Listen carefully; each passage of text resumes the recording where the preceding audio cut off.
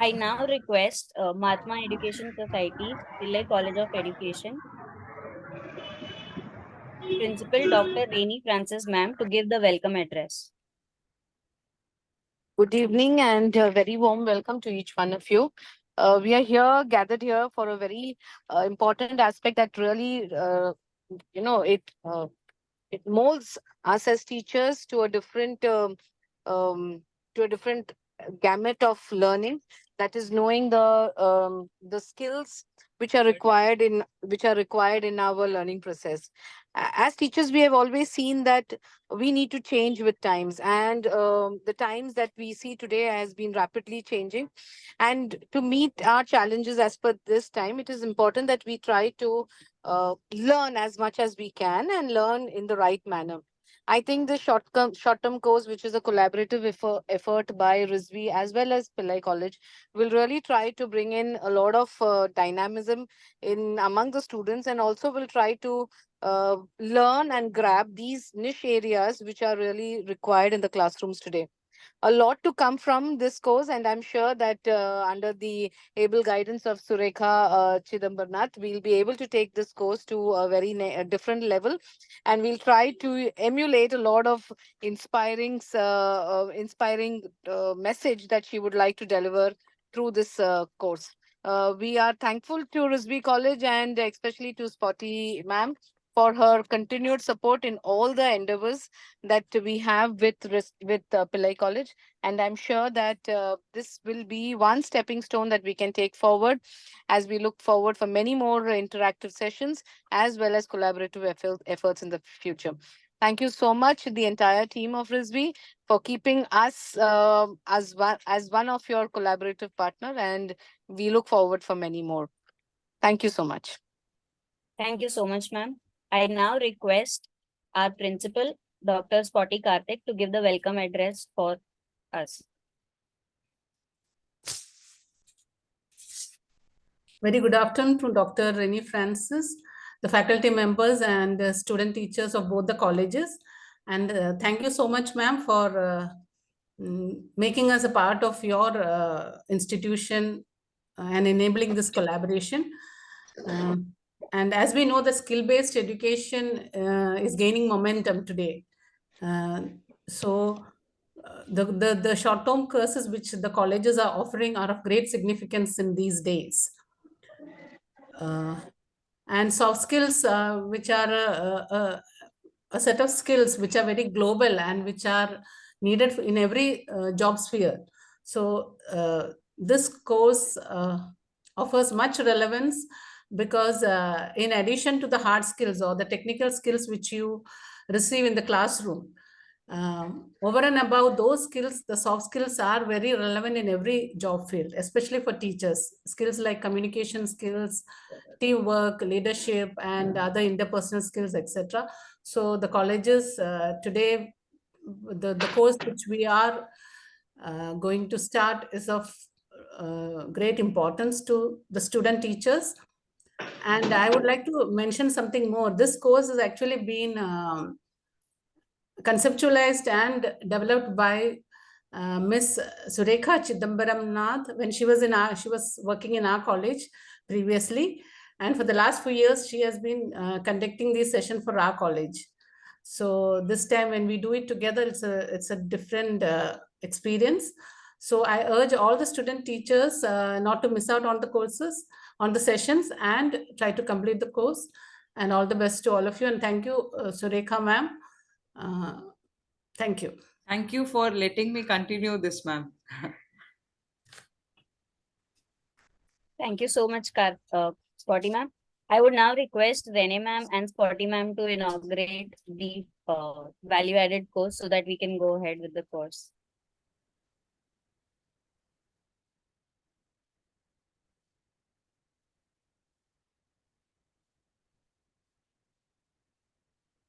Madam is there, Rene ma'am? I think ma'am is. I think ma'am would be in list. Yeah, so. Okay, so let's start the course Yes. today, and all the best, Surekha, and all the participants. Students, please don't miss out on the course, on the sessions. That's what I have to tell you. Yes, ma'am. Yes, yes. I'm so sorry. Since I'm traveling, I just missed few. Yeah, I'm so sorry. I'm back. It's Please okay. inaugurate the session. That's what. Yeah, best wishes for all of you. Uh, Take it as a very, very fruitful learning experience, because though we are in the online world, but we are yet connected with this very strong thread of learning more and more. So, best wishes to Sureka and to all the participants for the upcoming course. And yeah, from our side, we say the course is open for all. Thank you so much, ma'am. Thank you. Thank you so much, Spotty ma'am. I now request Ms. Surekha to give a brief introduction to the value-added course of soft skills and interview preparation training and discuss its course objectives, please. Thank you so much, Ms. Jyoti.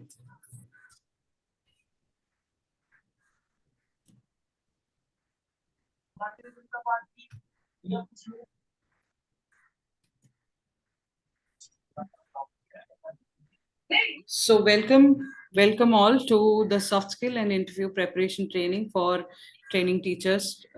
This is a course which was specifically designed for the B.Ed students, keeping in mind uh, the need of the hour basically. So you'll go for internships, you'll are getting your proper teacher training done through your internships. You'll know how to make lesson plans. You'll know how to do all the steps that are there in the lesson plan, like doing the set induction, doing the evaluation. You know all those things, but there are certain things that we come to know after a period of time, that these things are some things that are very much important for a teacher to learn, as they are going to deal with children. They are going to deal with human beings who have emotions, who have to be dealt with care, who have to be dealt with so much patience.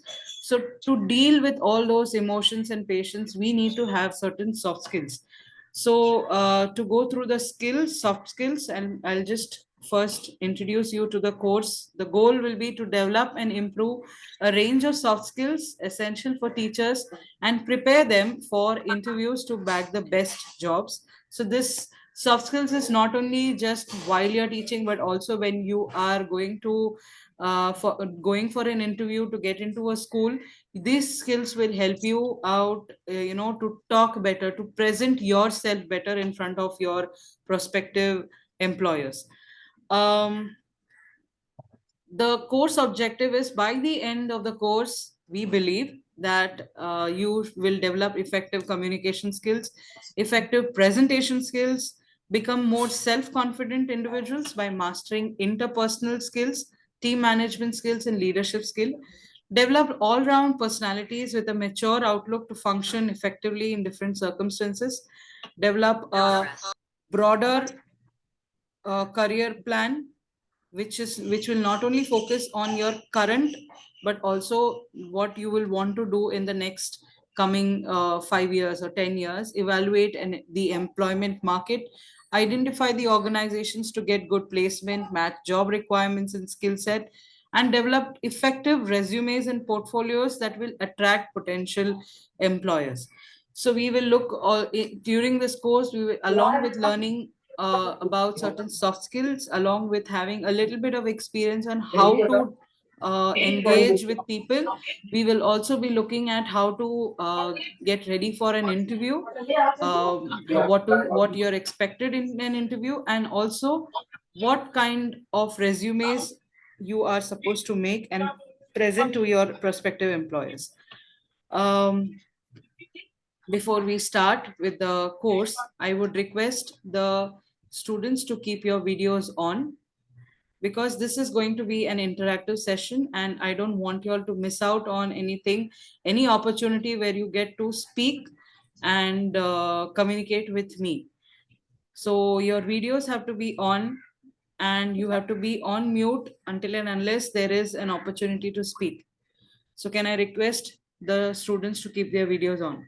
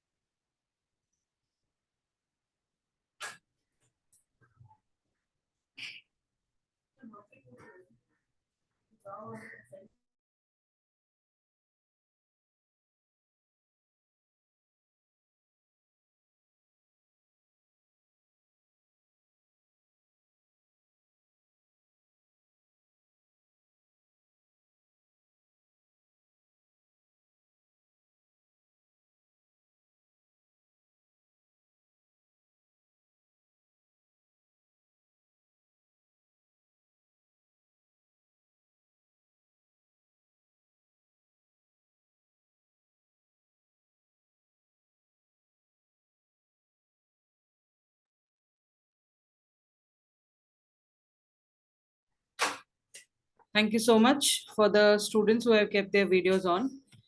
Let us move towards the main content, which is the soft skills for teachers. So we will be starting with our session for soft skills. So before I start,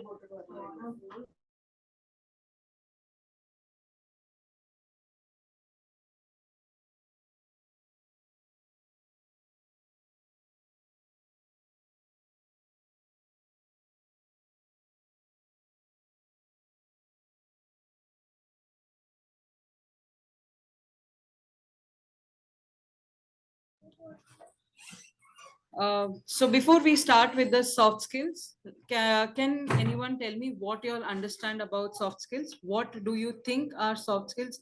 You heard Spotty ma'am say about hard skills and soft skills. So what do you think are soft skills?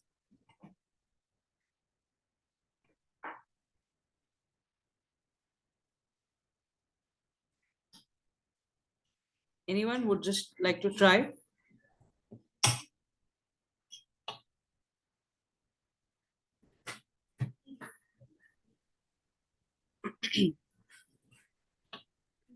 Soft skills are basically communication skills, presentation skills, etc. Okay, those are the, what to say, examples of soft skills or types of soft skills. What are basically soft skills? Interpersonal and intrapersonal abilities. No, I'm asking what exactly are those? Like, what are those? I'm not asking you examples. I'm asking you what are these skills? What is the meaning of these skills? Ma'am, soft skills are skills that tell us how we interact with other and how do we work. And it can be developed in the future.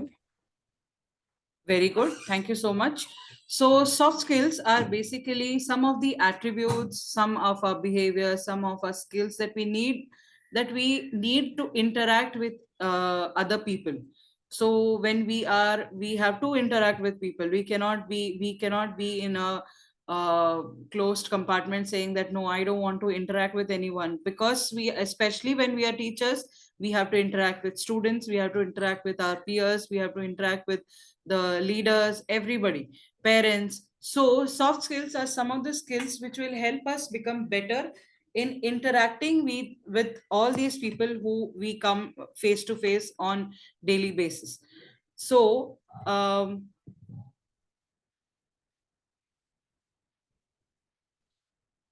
soft skills are basically personality traits and behaviors.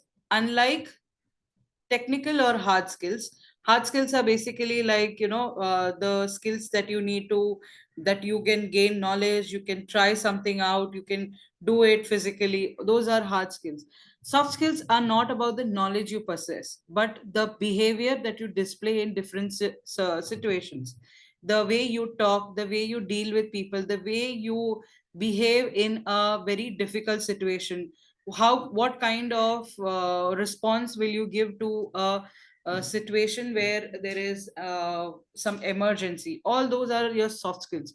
So soft skills include any skill that can be classified as a personality trait or a habit. So basically effective communication skills, teamwork, adaptability, conflict resolution, flexibility, leadership, problem solving, creativity, all these are types of soft skills. Even those that you said about interpersonal, intrapersonal, all those were are soft skills. So let's go towards the first, the importance of soft skills. So why do you think as a teacher these soft skills are important? See, this is a session for soft skills or a workshop for soft skills. That means you have to talk, you have to communicate with me. Only then I will know that this is becoming better. So you all have to discuss with me. So what do you think can be, why do you think teachers need soft skills? I already told that, but I just wanted to know if people are hearing, listening to me. Yeah, why do you think we need soft skills? Ma'am, because we as a teacher are interacting with a large number of students. So for that reason, we need soft skills. Okay, So that what kind interaction of can be smooth. what kind of interactions do we have with our students, Lucy?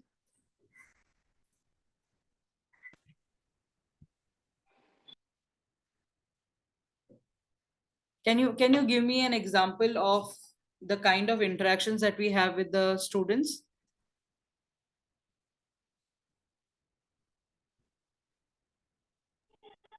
While explaining something, we are interacting with them. Okay, only explaining, what else?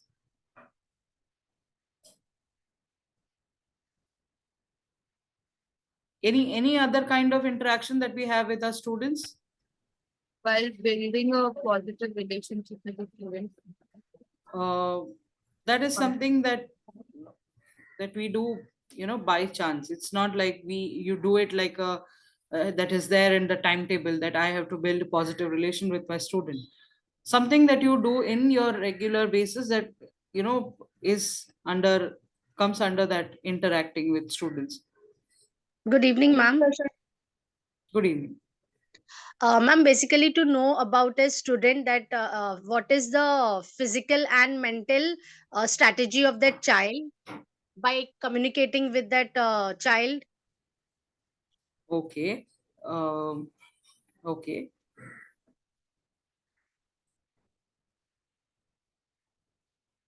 Acha, who else do we interact with as teachers? With teachers. With teachers, what kind of interaction do we have with the other teachers? About the work. About work, About content. content. Okay. Feedback about the students. Okay, feedback about students, yes. What else? We interact with teachers. We ask them feedback about our teaching way. Okay. Why are the Rizvi students so silent? Just to break the ice, I would tell you that I was also a person. I was also in Rizvi, so maybe you'll feel comfortable now to talking to me. You don't have to feel like I'm an outsider. You can just talk. It's okay. Or you think that I'm from neither of the colleges. Just speak like you would speak to some person who is talking to you. Speak out. This course is just for you to speak, so please speak. So let me go ahead. So the first thing is that it helps us make our classes more interesting. When we are good at speaking, when we are good at managing our own emotions, when we are good at teamwork, when we are good at presentation skills, our classes become more interesting. When we are able to communicate properly, so we will ask the students, okay, have you understood? If the student says no, then you will go ahead and try more new methods to teach. if you had if you were poor in communication skills, you will feel, so what if they did not understand? It's not my job. I did my job of teaching. I'm just going to go out of the class now. That's not my job to talk to them or chat with them or ask them how their day was, or whether they have understood. Or if your presentation skills were not good, you would just go to the class and you would take the textbook and keep reading, and then you would say, okay, my lectures is done, my teaching is done. So basically, soft skills are important as a teacher to make our own lectures, our own classes, our own teaching more interesting, to interact students at their own level. When you understand a student's mental ability. You understand their students' emotions, temperament at that time. So if a student is very disturbed, you will not go and talk to them angrily. You will talk to them nicely. You will calm them down, and then you will try to understand what the student is going through. So like that, it helps us understand the students and interact with them in their own level, and it allows them to be sensitive to the needs of the students. We as teachers, like I told you, the children come from different backgrounds, different temperaments, different mental abilities, different stresses.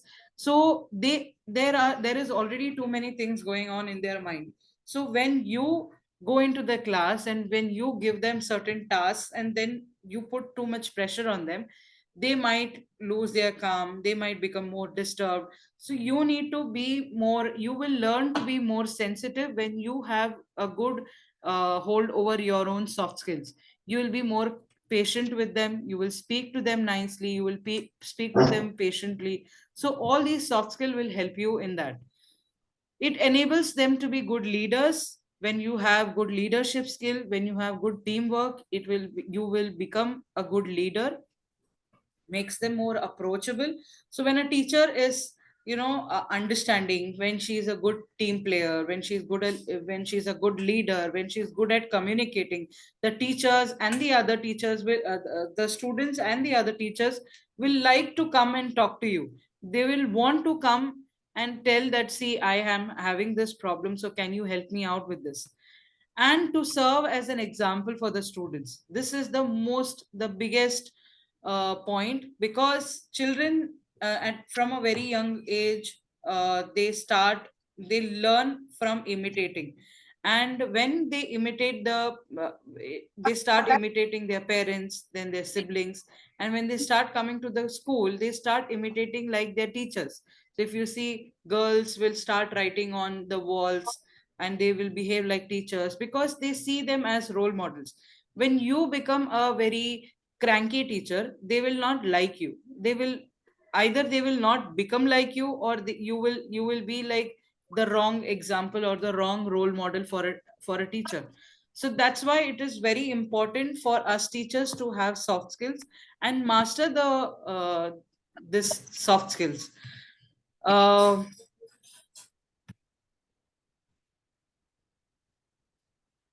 So, going on to the necessary soft skills, I request you all to please mute.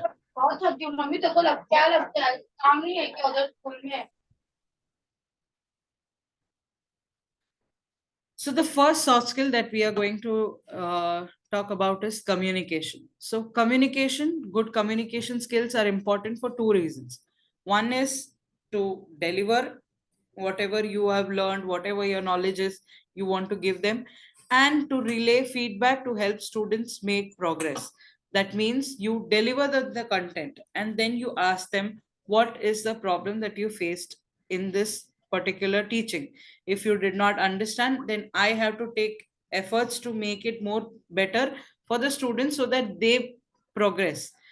So good listening, speaking, writing, reading, all are signs of a successful teacher. Communication is not only speaking, it is also listening. A teacher has to be a very good listener. Listener not only through the ears but also through the eyes. She has to see what the students are going through, whether her students are facing certain problems, if the student is disturbed, or if you see certain patterns of behavior in them. All these are communication, ways of communication. And to be sure that everyone understands your expectation, you should present materials with clarity and provide feedback effectively.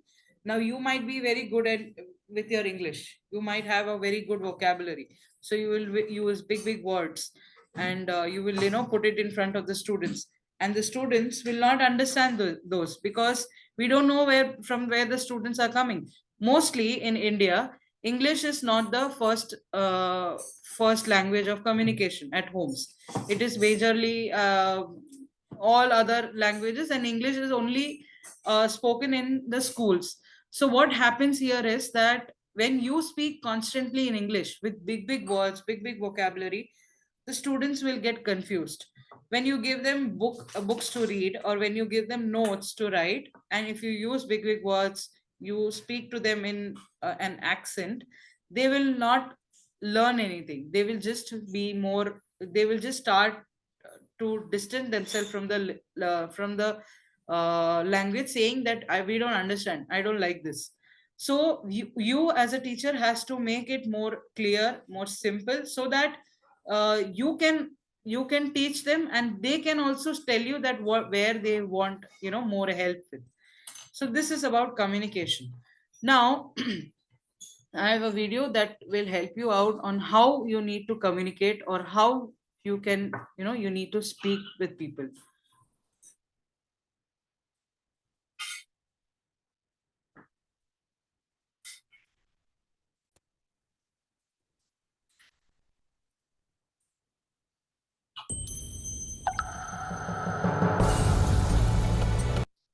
Is the video audible?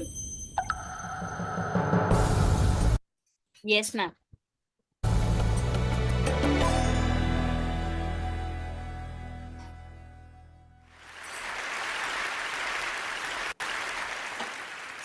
The human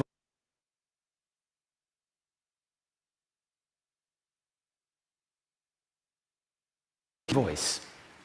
It's the instrument we all play.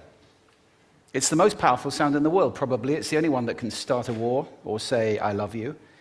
And yet many people have the experience that when they speak, people don't listen to them. Why is that? How can we speak powerfully to make change in the world? What I'd like to suggest, there are a number of habits that we need to move away from. I've assembled for your pleasure here 7 deadly sins of speaking. I'm not pretending this is an exhaustive list, but these 7, I think, are pretty large. Habits that we can all fall into. First, gossip. Speaking ill of somebody who's not present. Not a nice habit, and we know perfectly well the person gossiping 5 minutes later will be gossiping about us. Second, judging. We know people who are like this in conversation, and it's very hard to listen to somebody if you know that you're being judged and found wanting at the same time. Third, negativity. You can fall into this. My mother, in the last years of her life, became very, very negative, and it's hard to listen. I remember one day I said to her, it's October the 1st today, and she said, I know, isn't it dreadful? It's hard to listen when somebody's that negative. And another form of negativity, complaining. Well, this is the national art of the UK. It's our national sport. We complain about the weather, about sport, about politics, about everything. But actually, complaining is viral misery. It's not spreading sunshine and lightness in the world. Excuses. We've all met this guy. Maybe we've all been this guy. Some people have a blame thrower. They just pass it on to everybody else and don't take responsibility for their actions. And again, hard to listen to somebody who's being like that. Penultimate, the 6th of the 7, embroidery, exaggeration. It demeans our language, actually, sometimes. For example, if I see something that really is awesome, what do I call it? And then, of course, this exaggeration becomes lying, out and out lying, and we don't want to listen to people we know are lying to us. And finally, dogmatism. The confusion of facts with opinions. When those two things get conflated, you're listening into the wind. You know, somebody is bombarding you with their opinions as if they were true. It's difficult to listen to that. So here they are, 7 deadly sins of speaking. These are things I think we need to avoid. But is there a positive way to think about this? Yes, there is. I'd like to suggest that there are 4 really powerful cornerstones, foundations, that we can stand on if we want our speech to be powerful and to make change in the world. Fortunately, these things spell a word. The word is hail, and it has a great definition as well. I'm not talking about the stuff that falls from the sky and hits you on the head. I'm talking about this definition, to greet or acclaim enthusiastically, which is, I think, how our words will be received if we stand on these 4 things. So what do they stand for? See if you can guess. The H, honesty, of course. Being true in what you say, being straight and clear. The A is authenticity, just being yourself. A friend of mine described it as standing in your own truth, which I think is a lovely way to put it. The I is integrity, being your word, actually doing what you say, and being somebody people can trust. And the L दही का पानी is love. 5 kilo दही देना I don't mean romantic love, but I do mean wishing people well.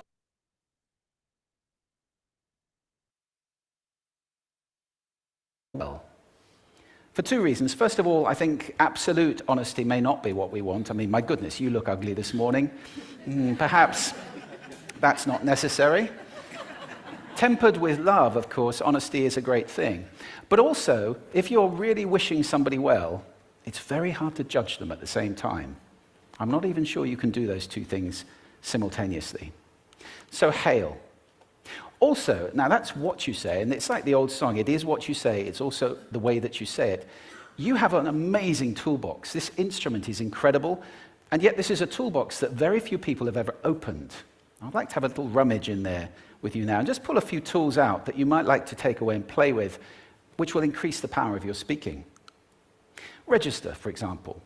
Now, falsetto register may not be very useful most of the time, but there's a register in between. I'm not going to get very technical about this for any of you who are voice coaches.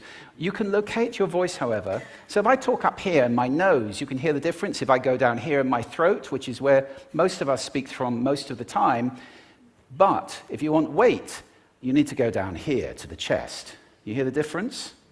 We vote for politicians with lower voices. It's true, because we associate depth with power and with authority. That's register. And we have timbre. It's the way your voice feels. Again, the research shows that we prefer voices which are rich, smooth, warm, like hot chocolate. Well, if that's not you, that's not the end of the world, because you can train. Go get a voice coach. And there are amazing things you can do with breathing, with posture, and with exercises to improve the timbre of your voice. Then prosody. I love prosody. This is the sing-song, the meta-language that we use in order to impart meaning. It's route one for meaning in conversation. People who speak all on one note are really quite hard to listen to if they don't have any prosody at all. That's where the word monotonic comes from, or monotonous, monotone. Also, we have repetitive prosody now coming in, where every sentence ends as if it were a question, when it's actually not a question, it's a statement. And if you repeat that one over and over, it's actually restricting your ability to communicate through prosody, which I think is a shame. So let's try and break that habit. Pace. I can get very, very excited by saying something really, really quickly, or I can slow right down to emphasize. And at the end of that, of course, is our old friend, silence. There's nothing wrong with a bit of silence in a talk, is there? We don't have to fill it with ums and ahs. It can be very powerful. Of course, pitch often goes along with pace to indicate arousal, but you can do it just with pitch. Where did you leave my keys? Where did you leave my keys? It's a slightly different meaning in those two deliveries. And finally, volume. I can get really excited by using volume, sorry about that if I startled anybody, or I can have you really pay attention by getting very quiet. Some people broadcast the whole time, try not to do that. That's called sodcasting. Imposing your sound on people around you carelessly and inconsiderately, not nice. Of course, where this all comes into play most of all is when you've got something really important to do. It might be standing on a stage like this and giving a talk to people. It might be proposing marriage, asking for a raise, a wedding speech, whatever it is. If it's really important, you owe it to yourself to look at this toolbox and the engine that it's going to work on. And no engine works well without being warmed up.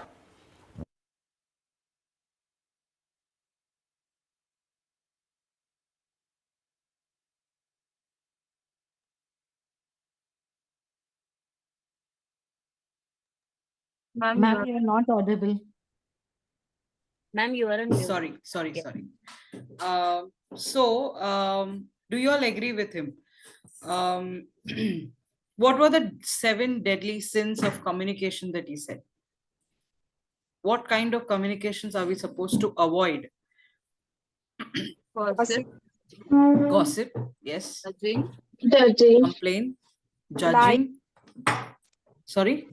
Lying. So these are some things that also are types of communication, but these are some kinds of communication that we need to avoid, because these are not going to help us in any way in our life. It's just going to be a distraction for some time, but then when it becomes a habit, it just pulls us down. And he also showed us some different ways of how we can stress on certain words, stress on certain phrases that we want to say to make an impact. Like he said that about the voice that comes from the chest, it has to be heavy. And then he said about not asking the sentence should not be like ये तुमने किया, ये तुमने किया, ऐसे हर चीज को question करेंगे तो क्या होता है, सामने वाला थोड़ा सा इंटिमिडेट हो जाता है, आंसर करने का सोचता नहीं है. So our communication should not be very intimidating for the person who is trying to have a talk with us, because then there will be no communication there, and there is just one side talking going on. There has to be proper pauses, proper pace, so that you can yourself develop an impact on your words. You need to when you need to show that okay, something that I'm saying is important, you need to show that. You cannot just scream in the class saying, listen to me, this is very important, this is very important, and the class will not listen to you because they feel teacher is always shouting. So what, she's also shouting just like. So when you need to know when you need to stop, when you need to glare at them, when you need to give a non-verbal kind of a communication and say that okay, you all spoke, now I need to speak, this is something that is very important that I need to tell you, so you all have to listen to me. So when I say like that, they will listen, because they understand when the teacher is stressing on this point so much, that means it must be something very important. So this was about communication. I'm just giving you a small case, and I want you all to answer me how you would deal with if you were in this situation. So a student consistently arrives late to class and disrupts the learning environment. Teacher addresses the issue, but the student becomes defensive and accuses the teacher of being unfair. The conflict escalates, affecting the entire class. I just want you to read it again in your mind. Think about that situation. Imagine that situation if you were the teacher in the class and the student was saying, no, you are unfair. That day, that girl came late, you did not tell her anything. This day, this girl came late, you did not tell her. You always tell me only because you don't like me. Now, at this situation, how would you react? There are certain questions that I want you to answer. So I'll show you the question. So first is, how can the teacher address the disruptive behavior while maintaining a positive relationship with the student? What strategies can be implemented to prevent conflicts from escalating in the classroom? And how might Ms. Chaya, Ms. Chaya, Yes. what strategies can be implemented to prevent conflicts from escalating in the classroom? And how might the school support both the teacher and the student in finding a resolution? Now, I'll just randomly ask someone to answer. I'm giving you 2 minutes to think about these questions.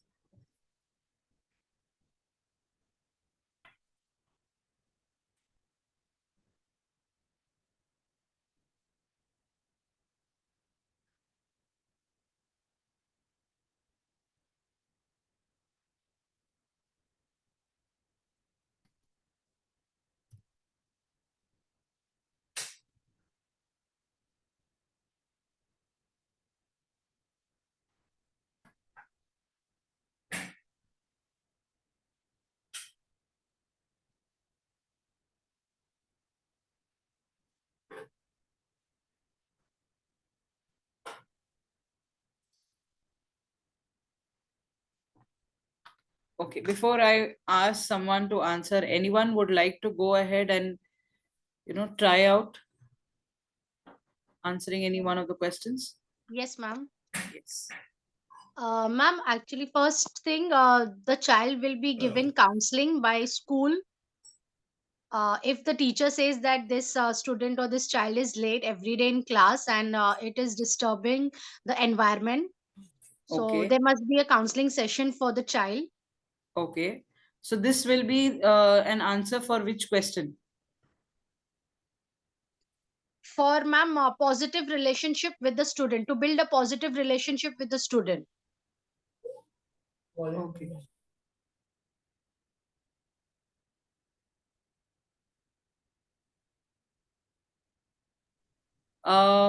Okay.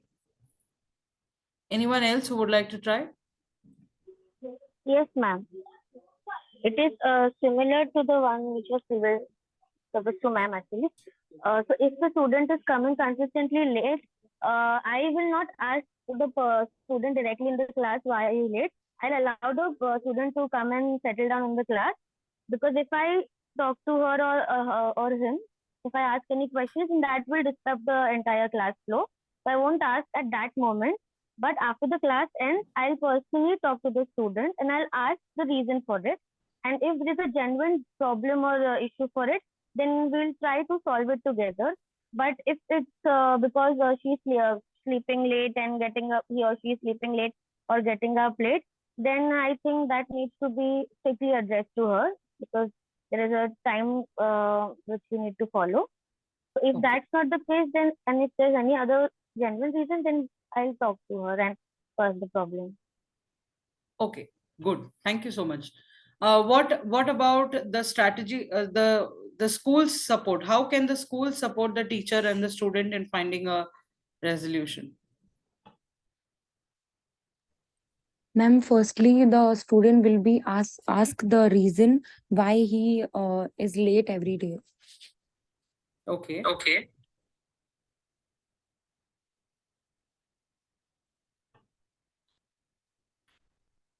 Anyone else who would like to try?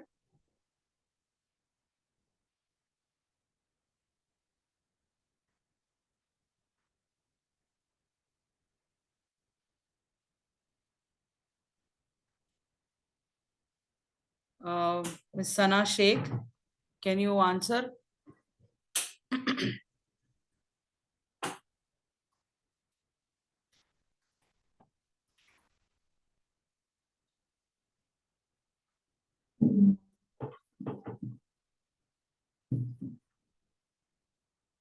Ms. Andrea, can you try?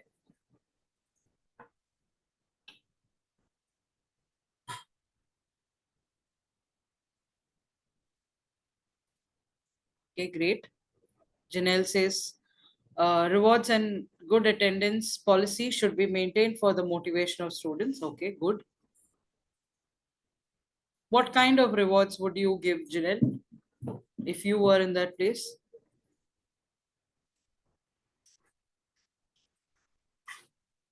Aisha, Zainab, can you answer, please?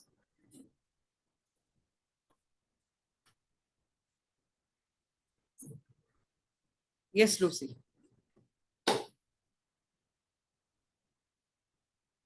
Ma'am, when I was in school and if I was late for the school, then all the latecomers were kept on ground for the first period. They were not allowed to go to the class. And after the first period ended, we were allowed to go and sit in the class. So because of that reason, we slowly started not coming late and we were being on time. So this thing helped me. Okay, very good. So that means the school can start with policies like, appreciating the students when they come on time or when they have a good attendance. Then a lesson on punctuality will be taught. Okay. Maybe, the attendance star or something can be put on the classroom, class board. And when I was in school, when we used to come late, so the punishment was that we had to clean the school quadrangle after the recess. So that was our punishment, and slowly people would stop coming late. Then this would, so that they did not have to face the humiliation of cleaning the whole quadrangle after the recess, because after the recess it is always messy. So some things like this can help with the, with the student. Okay. Okay, teacher herself should be punctual. Okay. So basically, like Lucy said, that when it comes to communication, the teacher should not speak to the child or address the child in front of the class, because that will put him in focus and in spotlight, and that might create a tension between the teacher and the student. Maybe after the lecture, or sometime she can just take the child aside and talk to him. And like Ms. Tabassum said about the counseling which can be given to the student, and also a motivation can be given to the whole class. The next is leadership. Now, when it comes to leadership, regardless of age or age level of your students, it is important for you to possess leadership skills that help you work effectively with and garner respect from the students, parents, school management, and community. Now, leadership is a quality that is need as a teacher. We all need. It is not something that only the group leader from our internship group should have leadership skill. No, when you decided to be a teacher, leadership skill is something that you will have to have in you, because that then you become a leader for your students, for the parents, the school, among the teachers and the community. So leadership ability helps ensure that you, your colleagues, and your students are working towards the goals and desired educational outcomes. So you will have to deal with the students. Okay, tomorrow, students, we are going to celebrate this festival in our classroom. So I want you all to do this. This row will do this row will do that. All these things comes with leadership skill. Now, if the teacher does not inform the students that okay, this kind of celebration is going to happen on maybe 9th of December. So if the teacher tells on the students on 9th of December, saying that okay, you give me 10 rupees, now we will collect and then we will celebrate. No, that cannot be done, because then it is just on the spot. Every student might not have 10 rupees at that time, so the teacher needs to inform the students before itself. So all these things about informing the class, or handling the situation, delegating work, all these things are a part of leadership skills, which you already have, but you might not know. So whether a resource provider, a mentor, or innovative visionary, leadership aptitude may help you improve student outcomes. The next is self-confidence. Now, if as a teacher, if you don't have self-confidence, you will not be able to build confidence in your students. It will be very difficult for you to make your students more confident. So a teacher won't be able to present well if they are not confident enough. They must be able to face a room full of students and own the classroom, regardless whether it is online or offline. I know it is difficult when you go on the first day, when you go into the class, and when when you have to teach a lesson, you will feel scared. You will see children from different like ninth standard students all howling and giggling and doing whatnot, and then you have to control them. It can be intimidating, but you need to have some self-confidence, because without the self, even if you feel a little lack in confidence, but you're not supposed to show it, because you are supposed to own that room that time. So a confident teacher will be able to influence students and create a good impact. And you have to believe in your own skills. You have to believe that no, I have prepared for this lesson well. I have the capability of teaching this lesson well. I know I have all the teaching aids. I know I have read everything well. So I don't have to worry about anything. If I stumble, I will I will look at the textbook, or I will handle the things with positivity, or I will give them some activity, but I will not fail, and that confidence will help you go ahead.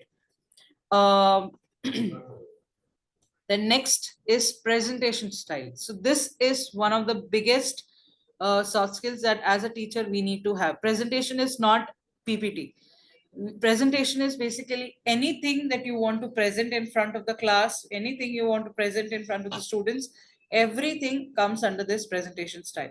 So effective lecturers combine talent of scholar, writer, producer, comedian, showman, and teaching in ways that contribute to a student in learning. So a teacher is not only there to, impart all the knowledge, whatever the teacher has. She has to be a comedian sometimes. She has to, crack some jokes sometimes. She has to be a showman. She has to present. She has to, showman is a person जिस जो खड़ा रहेगा और जो activity करेगा, पूरा पूरा audience उसको देखता है, एंड पूरा ऑडियंस उसको देख के एकदम ऑ में रहता है कि ये पर्सन कितना अच्छे से ये पर्टिकुलर चीज प्रेजेंट कर रहा है.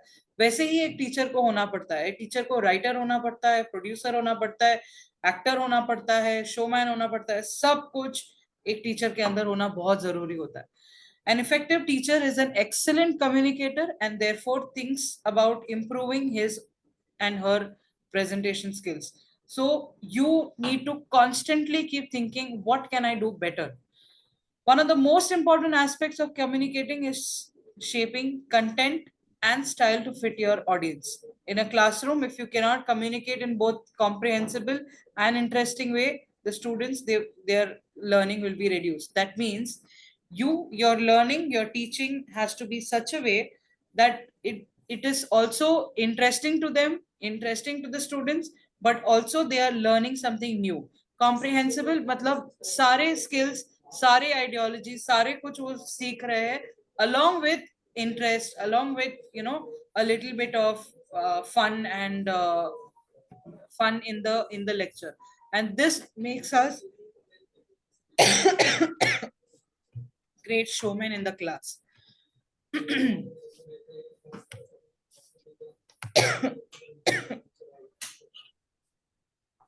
So what are the tips that you need to follow? Find out all you can about the room in which you are going to present. Just a minute.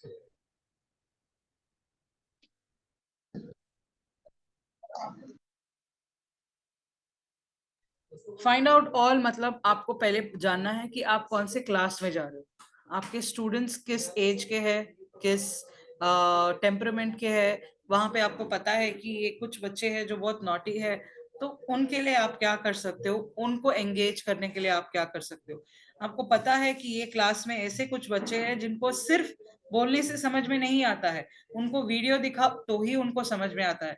So basically you have to find out everything about your students, and then you need to plan about what you're going and how you're going to present. The next, use the classroom as a stage. Like I told you, a teacher is a showman. So this classroom, it becomes your stage where you will present in front of the class, where you will you have to act, you have to dance, you have to showcase all your emotions, not your personal emotions, emotions that are needed for the teacher to show in the class. Preparation is something that you need to do a lot. You need to study, you need to know the content, you need to do some extra content, you need to read some extra content other than the textbook. Because what happens nowadays is, when we were students, we would not ask much questions. We would just be listening to the teacher and then nodding and then writing. But nowadays children have doubts, and those doubts are something that are out of the syllabus. And when they ask certain doubts and you stand there blank, it will not look nice on your part. Definitely you can say, okay, some things you might not know, so you can say that I will come back to you later, but you have to also go back to that student later and tell them about their doubts. But also you need to read a lot so that you can answer those questions. Speak loudly and clearly. Everybody in the class should be able to hear you, listen to you, and it should go into their ears clearly. Modulate the tone, pitch, and speed of your speech. It has to be the pitch has to be proper, the tone has to be proper, and you cannot be very blah blah blah blah blah करके बात नहीं कर सकते, and बहुत slowly बात भी नहीं कर सकते because बच्चे बोर हो जाएंगे. So the speed has to be proper. use gestures, facial expressions, hands, explain, emphasize, communicate with material. That means you have to take your resources into the classroom. Develop a teaching persona, that is your personality. Your personality of a teacher has to be different from your personal personality that you are with your family or your friends. When you come into the class, you need to become different. You need to become a teacher. You need to become a role model for them. Show passion and enthusiasm for the topic. Do not read notes on your slides. Like, I know I am reading, but these are some tips that I need to give you. But when it comes to making slides, you should not put the whole content there and just read. No, you can put pointers there. You can put certain points there and you need to explain those points. But you cannot just put the whole content there and just go on reading. Interact and pay attention to the audience. Interact. Here, what is happening is I am trying to interact with you people, but y'all are not interacting with me.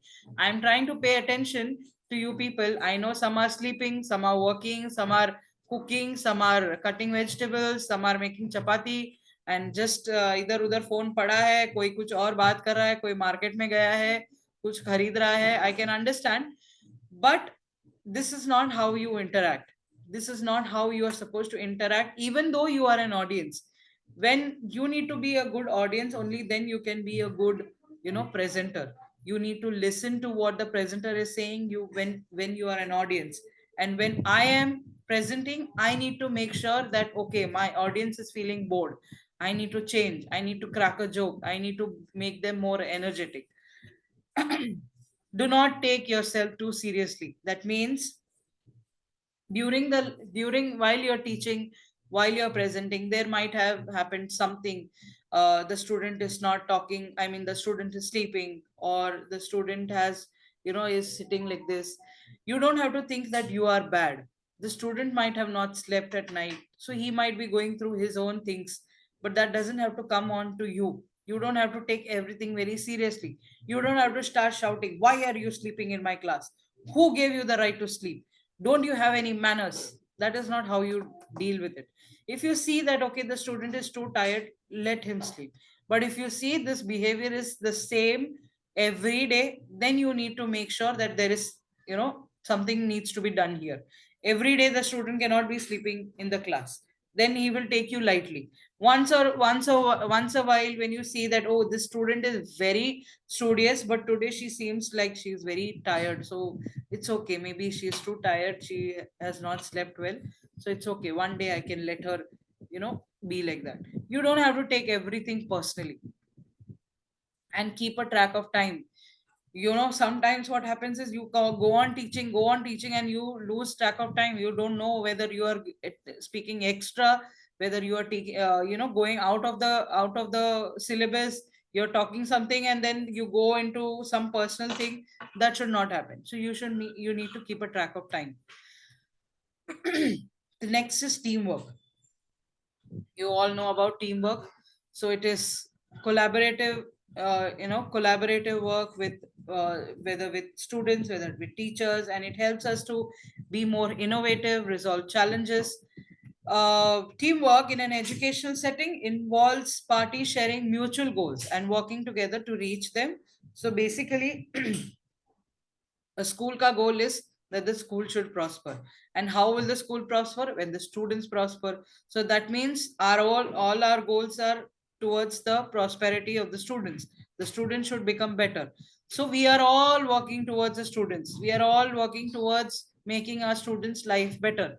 And not only the teachers, the students are also working. So we are all working together. So this is what is basically teamwork. The ability to work well and in with teams impacts your students, parents, colleagues, administrators, and other key stakeholders. Suppose if I don't do well with my colleague, and we both teach maths in the same class. She teaches half, I teach half, and the parent says, "ये मेरी बच्ची को maths में इतना कम mark मिला." तो बोला, हाँ क्या कम मार्क मिला? वो दूसरी टीचर का पोर्शन होगा, मैंने तो सब अच्छे से कराया है। मुझे तो मालूम है, मेरा पोर्शन तो उसने बहुत अच्छे से किया होगा, उसने वो थोड़ा सा अभी नहीं आई है ना, तो उसको ज्यादा कुछ आता नहीं है. When you say all these things, about your own team, it doesn't reflect good with your students or your parents. Then the parents will think, "अरे वो teachers के बीच में ही बनता नहीं है, तो क्या?" And then they will go and tell the principal, "What is this? You have given such naive teacher to our students, our children. They're not understanding. They're not learning anything." So this will all impact the whole school then. So that should not be done. Another situation. So a high school teacher assigns a group project to a diverse set of students. The group includes students with different academic strengths and social backgrounds. One student is consistently dominating the group, not allowing the others to contribute. The rest of the group members feel frustrated and excluded.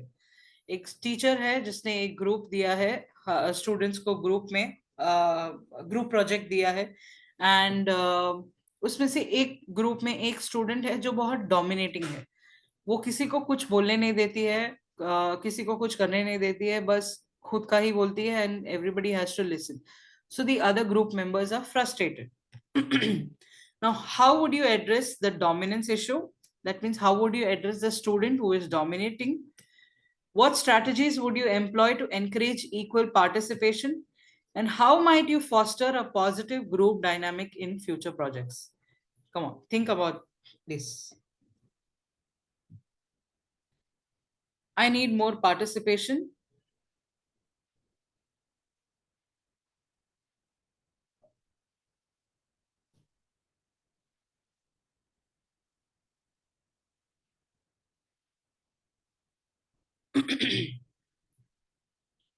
Miss Andrea, can you answer the first question? How would you address dominance issue with the group?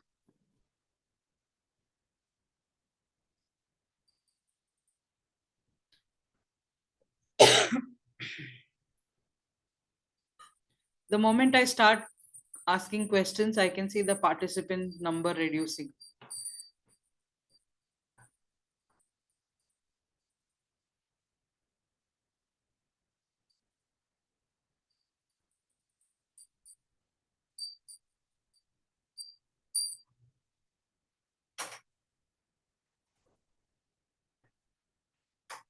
Yes, Miss Andrea, you're there.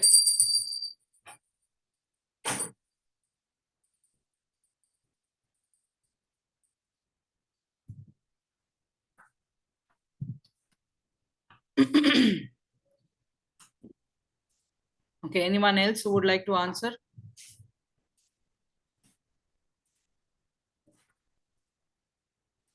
Yes, Althea.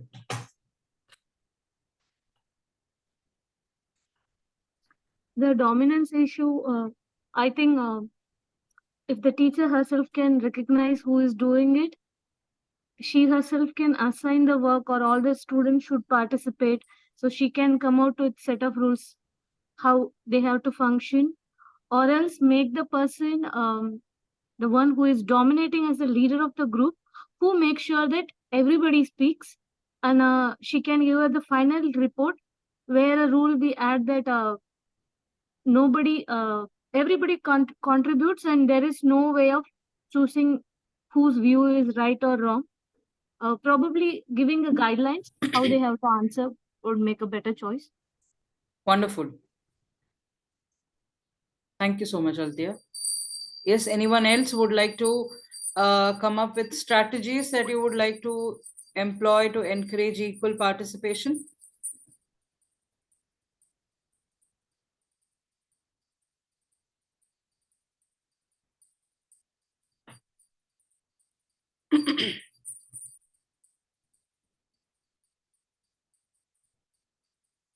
Or how might you foster a positive group dynamic in future?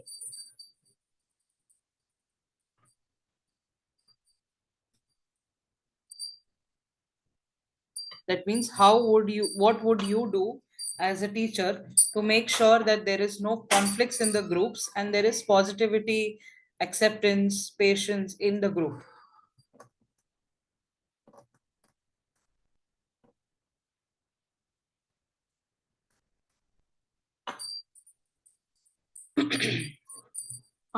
Another set of rule usually we try is we make them sit in a circle. So everybody speaks first round. So when or nobody gives any opinion while a person speaks. So it's just a listening, because very often we are in a responding mode or reacting mode rather than listening. So at times we don't get actually what a person is trying to speak. So we come up with our own conclusion. So this sitting in a circle, so ask one person at a time to talk in a row, then in a sequence. So everybody speaks and everybody listens. At the end, a collective opinion makes the to come up with a better solution and a better view. Wonderful. I like this solution a lot, because like she said that we are always in the hurry to answer or to respond. We are never ready to listen. So this way everybody gets a chance to speak and the others get a chance to think, listen and think. Think, pair, share can be done in the group. Okay. Think, pair, share. I don't know how it works in a group. Can you just help me out, Janelle? How it will be helpful in a group?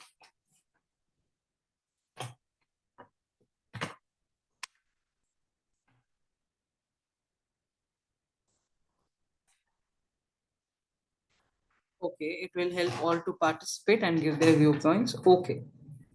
Okay, accepted. Moving on to the next, which is the most important, which is stress management. Stress management is also a part of soft skill, because stress management में conflict resolution, problem solving, ये सब का effect stress management के stress के ऊपर आता है. So stress management is also one of the most necessary things that we need to focus on. So while teaching,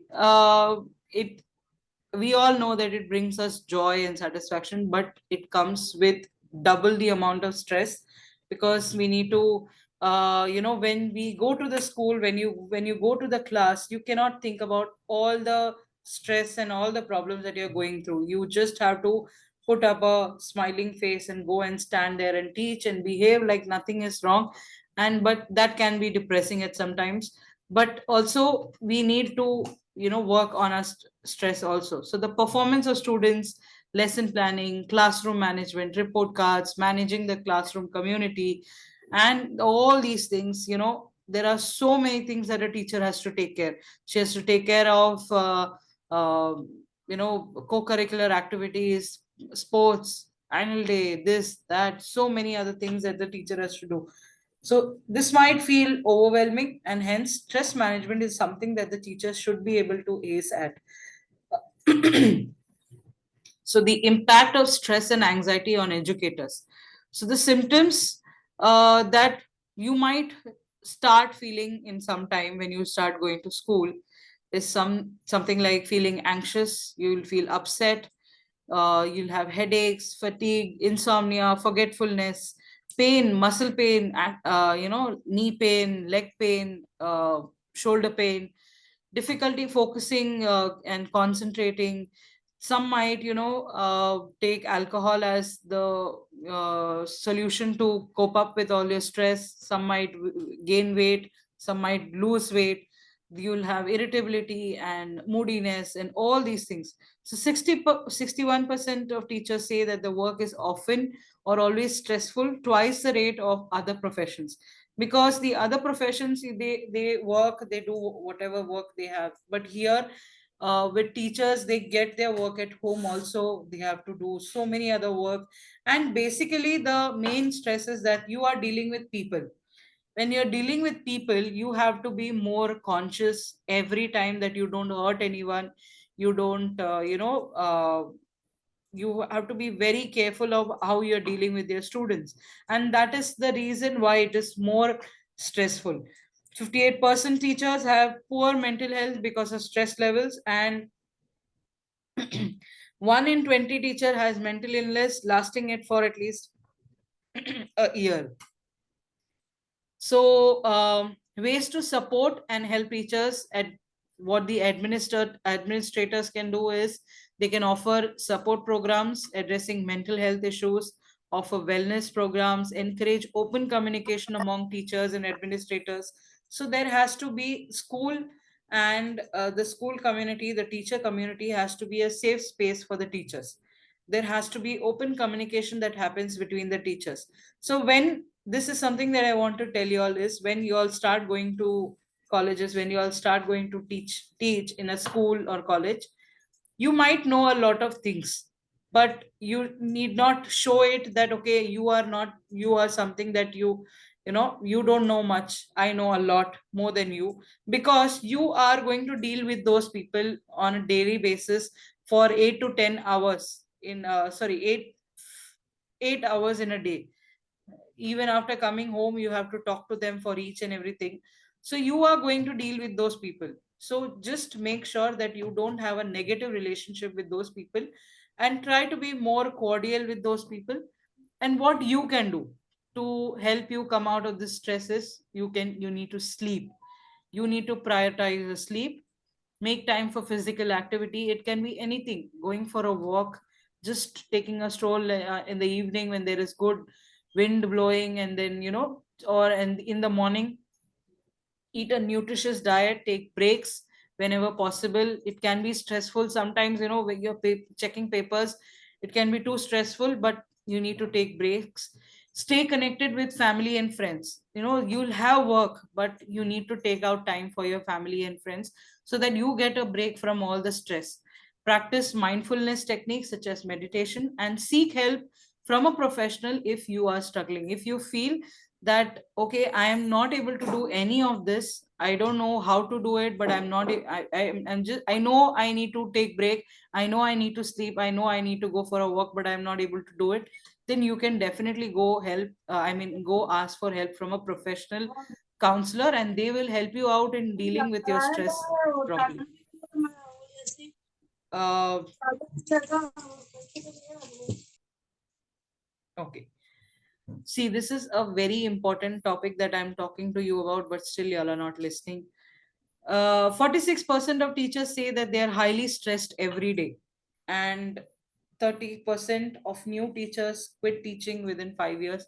This is something that I know out from my friends, that so there were, if there are 100 students, there are so many of them who have quit teaching and have gone to corporate jobs, or are just don't want to teach.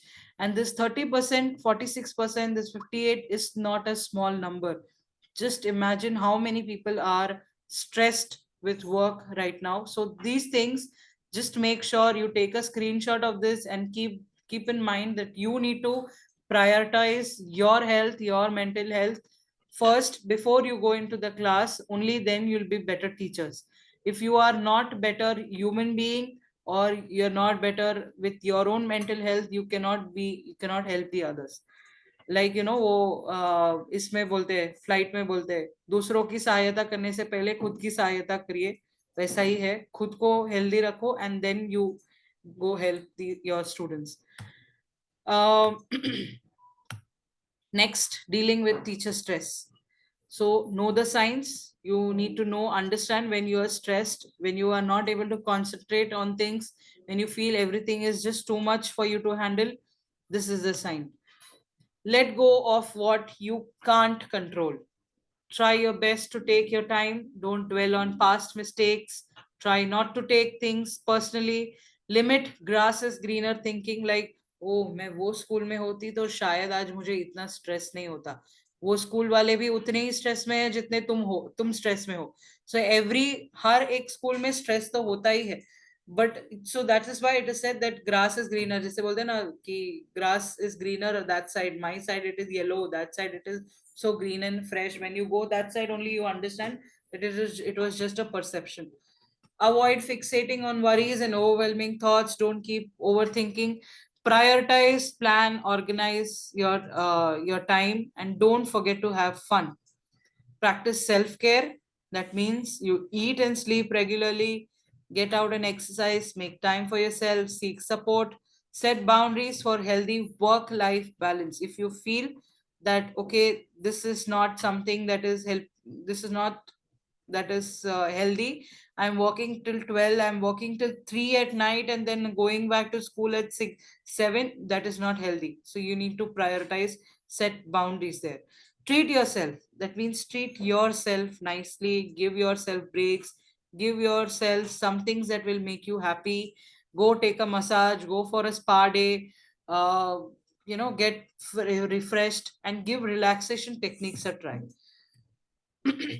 Promote your overall well-being, that is, mind your emotions, practice mindfulness, reflect on your values and strengths, practice gratitude. Do you all know what it means to practice gratitude? Journaling. Journaling. So start writing the things that you are grateful for. I am grateful for a supportive family. I am grateful for the education that I have received. I'm grateful for the opportunities that I have. I'm grateful for the school that I'm working in. I'm grateful for having a friend who supports me at my dark days.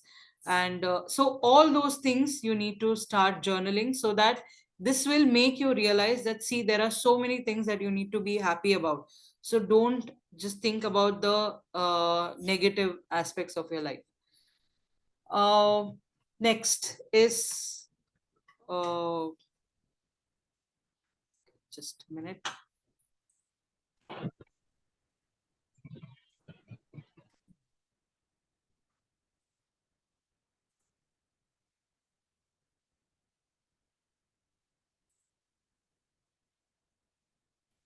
So that was for the first day. Anything that you all would want to share? You all would like to share about the session? Anything?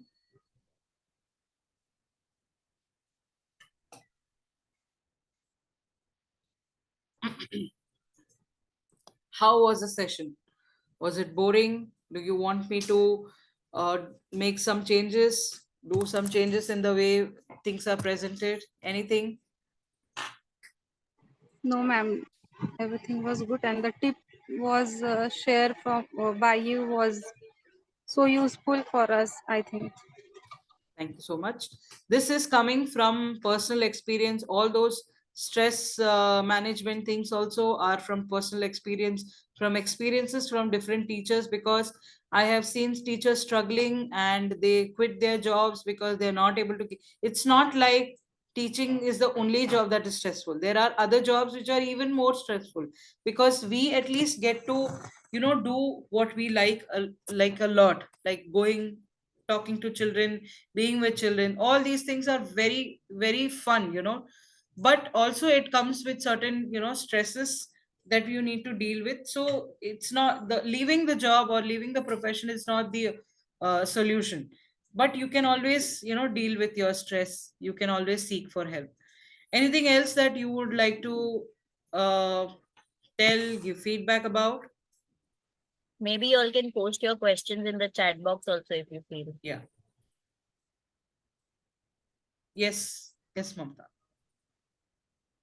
Ma'am, just in this session, give two situations. Please give such situation in next sessions also, because it will helpful to us. It was really nice session. Okay, I'll make sure I'll give more such case studies. I'll get more case studies. But the next session is about interview preparation. So yeah, I'll still try, but the thing is that I need more interaction. If there are no interaction, then there's no point of me getting such case studies. So if you all are ready to interact with me, I'll be more happy to get such case studies. Anything else that you would like to suggest, or you all want to give feedback for the first, or ask any questions?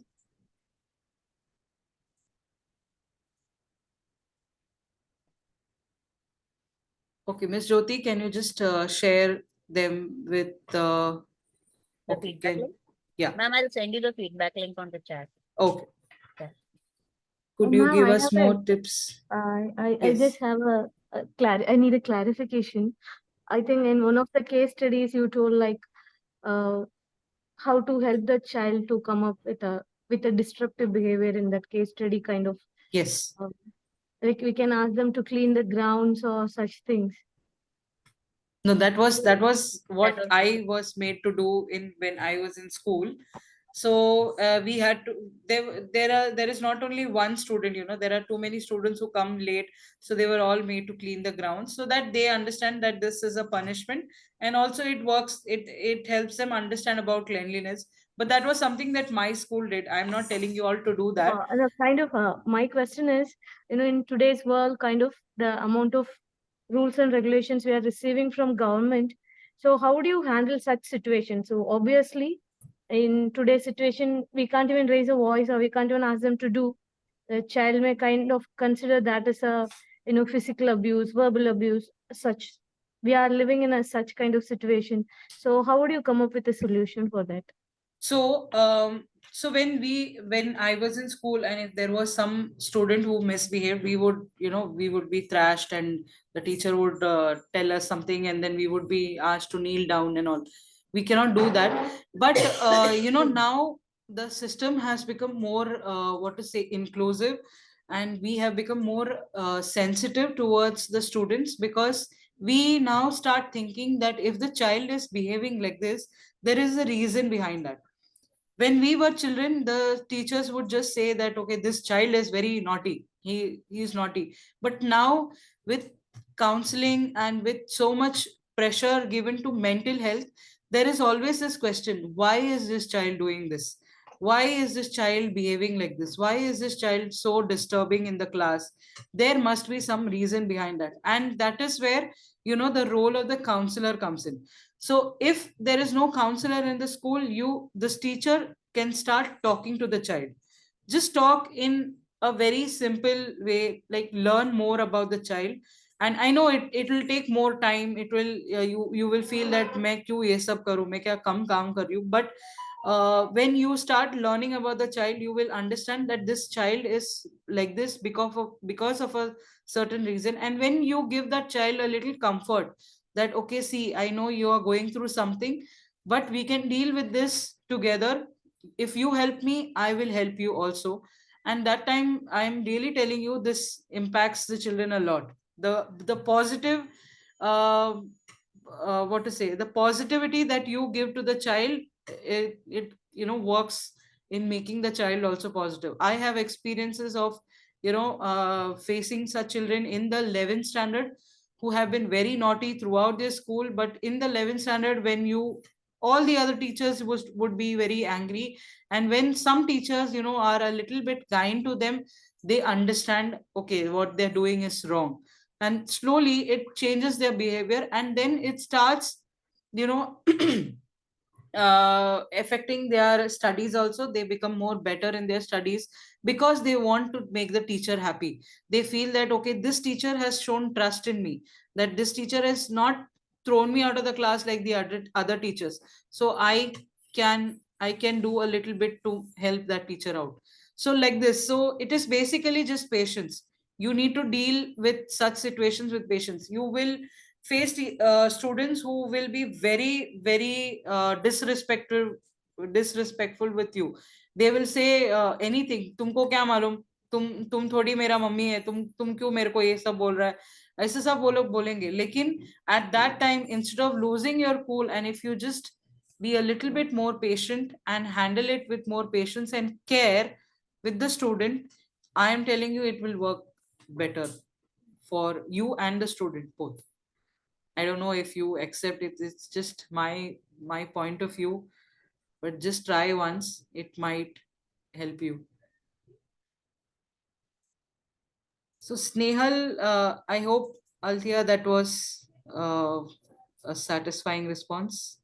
Yeah, kind of, but at times I do feel in a larger group, and when the schools have children like that are more, especially in Bandra, I think we have such problem a lot. So at times So it becomes you will difficult. need help from more people, like a counselor, Yeah, more actually, teachers. it's a It kind needs of a big group. at times, so it's better to pass on to them to counselor or directly to others. Maybe y'all can divide the children with some with the counselor, some with other teachers. Y'all can do one child at a time, not the whole group. You know, it can be difficult because children come from different backgrounds, so thoda difficult ho jata hai. So yes, you can ask the counselor to do help you out, and you can help the counselor by taking one child in with you and talking to them and changing their lives. These children that you're saying, I believe you are from which school? Which school are you? Is it what is that school? Is it the NGO school? No. Actually, we have some schools under us: Saint Joseph, Saint Father Agnel's, Saint Okay. Andrew. So these children, they come from very disturbed backgrounds, and they see violence, they see disturbance, and that is how they just show the same kind of behavior in the class. So if we also become violent, it's just like, okay, being violent is okay, it's like giving a thumbs up to them. So when we behave in the opposite way, they will start thinking, why is the teacher behaving not like what I am supposed to, what I am taught? Why is the teacher being so calm? So you will need help. You cannot handle the all the children together. Absolutely, ma'am. Ma'am, I would like to add to that is we ourselves need to become the role models for them Yeah. and show absolute compassion to them. And yes, I agree to you that we have to do one student at a time, and Yeah. we can't be responsible for all of them. Yeah. But at least a few we can take that responsibility and try at least to our best capabilities. Again, it's their choice. We can only try, but Yeah. then it's up to them to decide what they want to do, right? Yeah. So Snehal has asked, can you give some more tips to build up on our persona? So, like how to build on persona? Maybe, you start working on your voice, you start working on your posture, the way you stand in front of the class, the way you handle your, the way you, whether you're fidgety in the class, whether you do this, or you take a chalk and you do this, all these things, may, show that you are anxious. So the way you enter into the class, don't take too many things into the class when you're going to the class. Even if you're taking too many things, then you need to carry it with confidence. Confidence needs to be there when you enter into the class, whatever class, be it children or elders or any class. Confidence is very important. So you go into the class, you stand there, you make them understand or realize that you are the teacher in the class. And it also is, it does not come with persona doesn't mean that you have to be strict with the students. It's not like you will stand there like Miss Trunchbull in from you know what is that book, Matilda? Have you all ever seen Matilda? So there's this children's book that is there, Matilda, and so the principal is very strict, and she will just throw children and beat them and torture them. But there is also this one teacher who is very nice, very calm, very loving to the children. So you need to be loving, but you also need not be too loving, because then you will also not know where to put that barrier. But you need to have boundaries from your personal space. You need to make the students understand that, see, these are the things that are acceptable, these are not.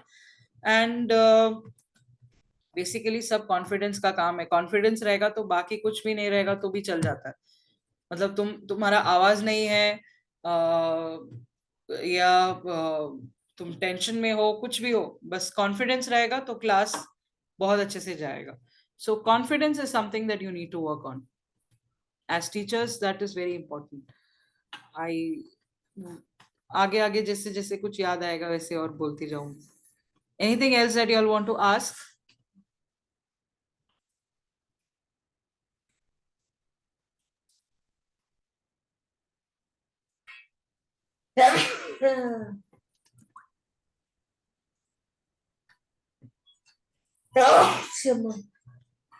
Okay, God so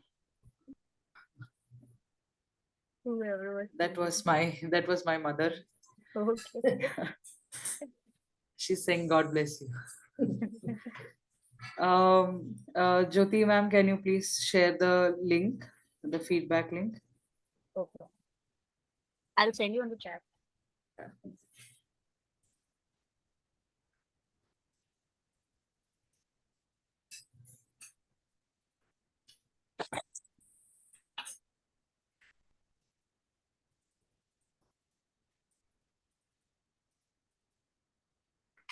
Ma'am, we can end the session. That's fine. I'll send the feedback link to you and to the class. No, we need to give them the feedback here, link here, so that only the students who have attended will, fill the form. I request not you all not to share the feedback link with the others, because I don't want the others who have not attended to benefit from the certificate that you have attended. You have sat through the 1.5 hours, so I don't want them to, just get a free certificate like that. So if you can share the Sure, ma'am. link here. Yeah, just a second.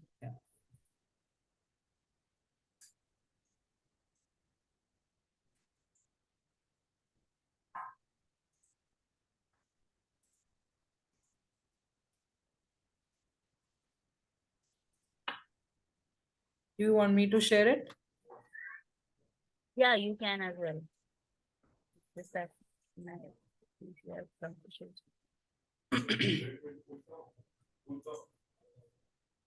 Vamos para Pavana.